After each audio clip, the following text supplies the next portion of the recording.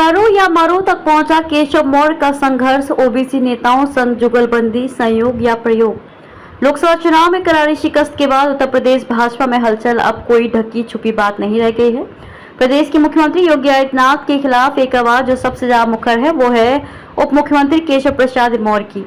केशव प्रसाद मौर्य के कैंप कार्यालय में हर रोज उनसे मिलने के लिए उत्तर प्रदेश के दूरस्थ जिलों से लोग आ रहे हैं, जिसमें विधायक और संगठन के लोग शामिल हैं। मौर्य उनकी फोटो हर रोज सोशल मीडिया पर डाल रहे हैं। मौर्य ने भारतीय जनता पार्टी के पिछड़ों के नेता के रूप में उत्तर प्रदेश में अपनी अलग जगह बनाई है।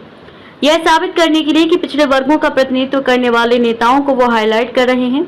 उत्तर प्रदेश के मुख्यमंत्री योगी आदित्यनाथ के सामने यही उनकी यूएसपी है। ये बात वो अच्छी तरह से जानते हैं कि बीजेपी इस समय पार्टी से छिटक रहे पिछड़े वोट, विशेषकर गैर यादव ओबीसी वोट के लिए कुछ भी करने को तैयार है। मंगलवार को उत्तर प्रदेश के एक ओबीसी लीडर सुभाष सपा मुखिया और प्रदेश सरकार में मंत्री ओम प्रकाश राजभर के साथ उनकी तस्वीर दिन भर मीडिया में चर्चा का केंद्र रही। इसके पहले एक और पिछले वर्ग के नेता निषाद पार्टी के अध्यक्ष और प्रदेश सरकार में मंत्री संजय निषाद के साथ उनकी तस्वीर चर्चा में थी।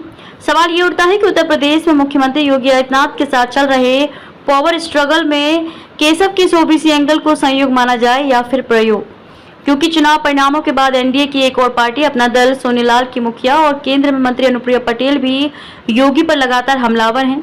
इस बीच आरक्षण के मुद्दे केशव प्रसाद मौर्य की उत्तर प्रदेश सरकार को लिखी एक चिट्ठी भी कुछ ऐसा ही माहौल बना रही है, जिससे लगता है कि केशव प्रसाद ने ये सोच लिया है कि मत चूको चौहान क्यों हो रही है ओबीसी नेताओं के एकजुट होने की चर्चा। लंबे समय से आरएसएस कार्यकर्ता 2017 के विधानसभा चुनाव में बीजेपी की जीत के समय प्रदेश अध्यक्ष केशव प्रसाद मौर्य को सीएम नहीं बन पाने का मलाल हमेशा से रहा है। वे इसे छिपाते भी नहीं रहे हैं। जिस तरह उनका सीएम योगी आदित्यनाथ के पहले कार्यकाल के समय से व्यवहार रहा है, उसे किसी भी सूरत में संतोषजनक नहीं कहा जा सकता। हाल फिलहाल में तो ये बगावत के जैसा दिखने लगा है। नतीजों के बाद वे कैबिनेट की बैठकों में शामिल नहीं हुए। उन्होंने कम से कम 2 बार कहा कि संगठन सरकार से भी बड़ा होता है। लखनऊ में वे लगातार अपने कार्यालय में विधायकों और प्रमुख नेताओं की मेजबानी कर रहे हैं। खास बात यह है कि यहाँ मिलने आने वाले में भाजपा के ओबीसी सहयोगी कुछ ज्यादा ही उत्साह से आ रहे हैं।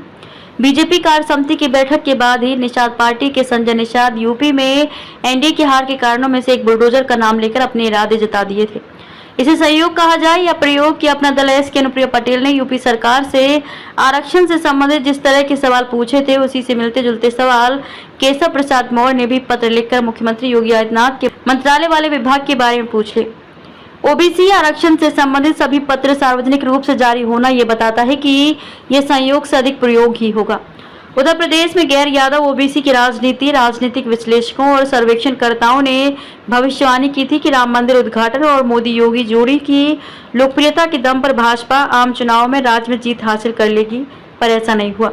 वैसे तो उत्तर प्रदेश में बीजेपी की हार के पीछे कई कारण रहे। हालांकि मुख्य रूप से यही माना गया कि भाजपा को 8% वोटों का नुकसान उठाने में गैर यादव ओबीसी और गैर जाटव दलितों के समर्थन में कमी आना रहा। सीएसटीएस के चुनाव के बाद सर्वेक्षण के आंकड़ों से पता चलता है कि भाजपा को कुर्मी कोयरी से 61% समर्थन, गैर यादव ओबीसी से 59% समर्थन और गैर जाटव दलितों से 29% समर्थन मिला। इसके साथ ही पार्टी ने उच्च जातियों का 1%, कुर्मी और कोयरी का 2%, यादवों का 1%, गैर यादव ओबीसी का 3%, गैर जाटव दलितों का 2% और मुसलमानों का 1% वोट खो दिया।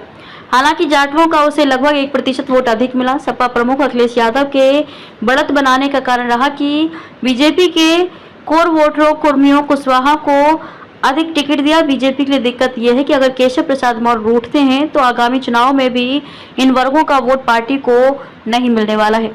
पार्टी ने ओबीसी नेता पूर्व मुख्यमंत्री कल्याण सिंह को नाराज करने का खामियाजा एक बार ऐसा भुगता है कि 2 दशक लग गया यूपी में पार्टी को उठने में।